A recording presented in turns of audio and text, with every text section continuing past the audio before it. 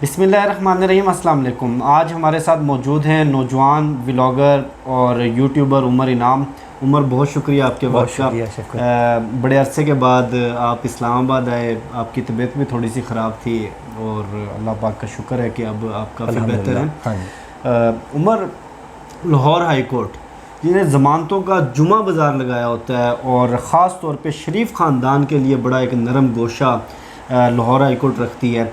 आज जो शहबाज शरीफ का मामला सारा सामने आया, लंदन रवानगी का, और सुप्रीम कोर्ट में आया, तो एकदम से एक नया पहलू खुला है और जस्टिस इजाज़ुल हसन ने लाहौर हाई कोर्ट से पूरा रिकॉर्ड मंगवा लिया कि आप बताएं कि पिछले एक साल में आपने जुमे के दिन, ये बाकायदा मखसूस वर्ड यूज़ किया, जुमे के दिन कितने लोगों के मुकदमात के फैसले किए। बिल्कुल ऐसे। और कितने लोगों को यकतरफा रिलीफ दिया, रिलीफ नहीं यकतरफा रिलीफ दिया। और इस तरह के बहुत सारे सवाल। क्या आपको लगता है कि इस मरतबा लाहौर हाई कोर्ट की बड़ी मुश्किल में फंस गई है? बहुत शुक्रिया शफकत, जो आपने पहला लफ्ज़ इस्तेमाल किया कि लाहौर हाई कोर्ट जुम्मा बाज़ार लगाती थी, ये आपने, मुझे लगता है कि जो फ़ैसला है या जो रिमार्क्स थे इजाज़ुल हसन साहब के, उसको देख के कहा है, क्योंकि उन्होंने भी यही तकरीबन कहा है कि जुम्मा बाज़ार लगाती रही है लाहौर हाई कोर्ट। यानी जुम्मे वाले दिन एक बाज़ार लगता था और वह बाज़ार सिर्फ शरीफों के लिए लगता था और उस बाज़ार में ख़रीदो फ़रोख्त होती थी ज़मानतों की, ठीक है। और जो जुम्मा बाज़ार से ख़रीदारी नहीं हो सकती थी वो फिर एतवार बाज़ार लग जाता था नवाज शरीफ के लिए, कि हफ्ते और एतवार वाले दिन अदालतें लगा कर ये सारा रिलीफ दिया जाता था। आज जो ये अंडरस्टैंडिंग है इजाज़ुल हसन साहब की, जो उनकी रिमार्क्स थे, और रिमार्क्स भी, जज के रिमार्क्स भी बड़े अहम होते हैं, वो उनकी अंडरस्टैंडिंग होती है ड्यूरिंग केस कि वो कैसे सुन रहे हैं और क्या उसको आगे होने क्या जा रहा है। और फिर उनका जो डिसीजन है, ये जो गेम बनाई हुई थी एक लाहौर हाई कोर्ट ने, और लग ऐसे रहा था कि ये कोई कोर्ट नहीं है बल्कि कोई डेरा है इन बदमाशों का, इन डकैतों का, इन कातलों का, इन चोरों का, लुटेरों का, भगोड़ों का, गद्दारों का। कोई ऐसा जो है वो एक डेरा है जहाँ जाके ये बैठते हैं, जहाँ इनके सरगने बैठते हैं, और वहाँ से इनको रिलीफ दिया जाता था। ये बड़ा अच्छा आज हुआ। और कहा भी जाता है कि जब आप जुल्म करते हैं तो कहीं ना कहीं तो जाके रुक ही जाता है वो। लाहौर हाई कोर्ट ने जो बिल्कुल ही, वो कहते हैं ना, अन्नी मचाई हुई थी, बिल्कुल ही अखीर कर दी थी, यानी बगैर कोई लिहाज रखे नंगे होकर खड़े हो गए थे कि हाँ हम देंगे रिलीफ, अच्छा, हम जमानतें देंगे। थोड़ा सा मैं सॉरी आपकी ये मुश्किल में पड़ गए हैं। आपका जो सवाल था, जी, मुश्किल में इसलिए पड़े हैं कि इजाज़ुल हसन साहब, जिन्होंने लाहौर हाई कोर्ट के रजिस्ट्रार को कहा है कि मुझे आके ये बताएं कि जुम्मे वाले दिन आपने कितने लोगों को एक तरफा रिलीफ दिया और कितने लोगों के केसेस सुने अब 12 बजे, ठीक है। अब मसला क्या है, इजाज़ुल हसन साहब इसी लाहौर हाई कोर्ट के चीफ जस्टिस रहे हैं, बिल्कुल, ठीक है, और उन्होंने आगे जाके चीफ जस्टिस पाकिस्तान भी बनना है, बिल्कुल। ये जो इस वक्त सारे जजेस बैठे हुए हैं वहाँ पे, और ये जो कासिम साहब हैं चीफ जस्टिस हैं वहाँ, यही नाम है ना उनका, जी जी, इनको भी वो बहुत अच्छी तरह जानते हैं, बहुत अच्छी तरह जानते हैं। बड़ा अहम नुक्ता ऐड करने लगा था। चीफ जस्टिस ने आज रजिस्ट्रार लाहौर हाई कोर्ट से सवाल किया कि सबसे पहले तो ये बताएं ना कि इतनी जल्दी आपकी रिट पिटीशन समाअत के लिए लग कैसे गई? ये चीफ जस्टिस की परमिशन के बगैर नहीं लग सकती। हाँ, आप मुझे बताएं। वो खामोश।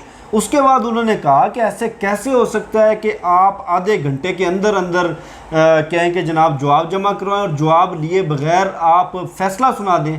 फिर उन्होंने कहा कि उनको फैसला सुनाने की इतनी जल्दी थी कि उन्होंने ये तक जानना गवारा नहीं किया कि शहबाज शरीफ का नाम आया ECL में था, ब्लैक लिस्ट में था या स्टॉप लिस्ट में था। बिल्कुल, उनका इशारा चीफ जस्टिस कासिम खान की तरफ था कि उनकी परमिशन के बगैर नहीं हो सकता।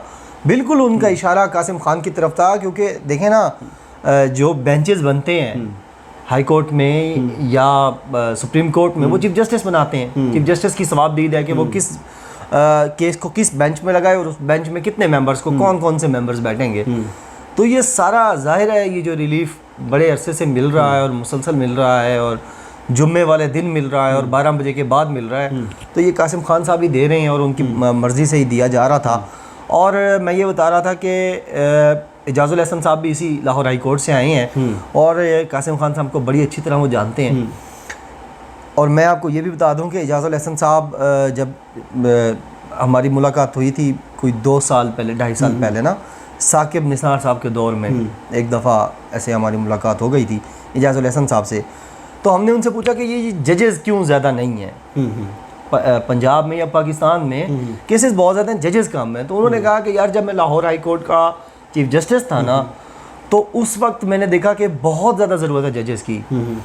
तो उन्होंने कहा कि मैंने ना बुलाया जो होते हैं एडवोकेट जनरल होते हैं, उनको बुलाया, वज़ीर कानून पंजाब के बुलाया और कहा कि ये वैकेंसीज़ हैं कोई 400-500, इसको फिल करें।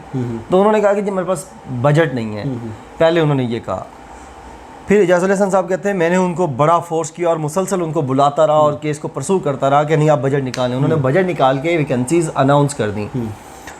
उन्होंने कहा कि वो सारा पूरा टेस्ट हुआ, इंटरव्यूज़ हुए और उसमें से कोई 70 को पता नहीं 60 जज जो है ना वो लगे। अच्छा। पता नहीं कितने हज़ार लोग अपेयर हुए। तो वो ये कह रहे थे कि लोग और फिर जो आए अब वो ये भी कह रहे थे कि एक तो लोग बहुत कम आए, यानी 400 वैकेंसीज़ के अगेंस्ट, और जो आए उनको फिर किस सिस्टम के तहत उनकी हम देखभाल करें, उनके ऊपर चेक एंड बैलेंस रखें, उनकी हम ट्रेनिंग उनको दिलवाएं ताकि वो अच्छे तरीके से आगे काम कर सके।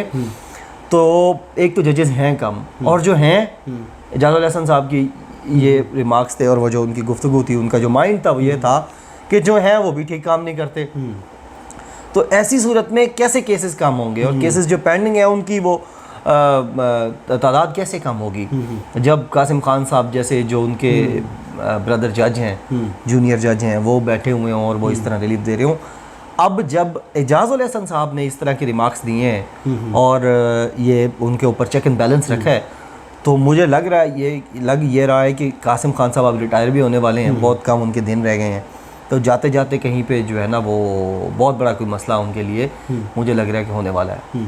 अच्छा उमर, एक और मामला, कल इमरान खान साहब ने कहा कि इंशाल्लाह अगली हुकूमत भी हमारी होगी। बहुत सारे लोगों को हैरत हुई कि वो किस बुनियाद पर कह रहे हैं। आज मेरे ही शो में एतजाज़ हसन साहब थे, उन्होंने बड़े एक मज़े की बात की। उनका ये कहना था कि मरियम बीबी ने पिछले दिनों कहा कि मुज़ामत से ही मुफाहमत निकलेगी।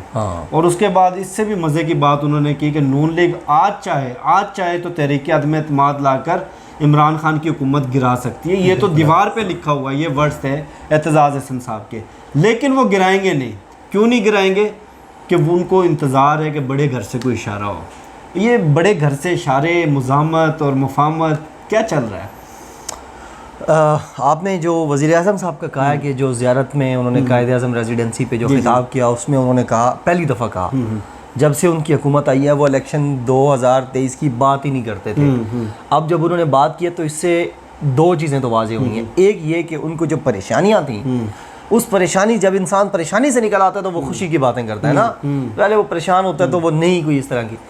अब इमरान खान साहब को हर तरीके से, हर डिपार्टमेंट से, और ख़ुसूसन माशी जो हवाले हैं, हालात हैं, उस हवाले से उनको बताया गया है कि अब आप स्टेबल हैं, सेफ हैं, सिक्योर हैं। तो इस हवाले से उन्होंने बड़ी खूबसूरत जो उनकी अंडरस्टैंडिंग है वो उन्होंने बात की। और दूसरी, ये जो इमरान खान साहब का बयान था, एक बात तो ये साबित करता है कि पाकिस्तान स्टेबल हो चुका है। दूसरी बात ये साबित करता है कि जो NRO देना है वो इमरान खान ने देना है। वो बड़े घर में या छोटे घर, यानी बड़ा घर रावलपिंडी, छोटा घर आपारा, उन्होंने नहीं देना। यानी अक्सर जो हमारे दोस्त हैं वो अक्सर कहते हैं कि आप लोग ना ये ढके छुपे अल्फाज में ना कहा करेंगे बड़ा घर छोटा घर। उनको बता देते हैं, बता दें, बड़ा घर GHQ को यानी फ़ौज इस्टेब्लिशमेंट का, और छोटा घर यानी वो जो ISI हेडक्वार्टर है आपारा के अंदर इस्लामाबाद में, उसको। तो इमरान खान पहले दिन से कह रहे हैं, और कई जगह पर इमरान खान साहब ने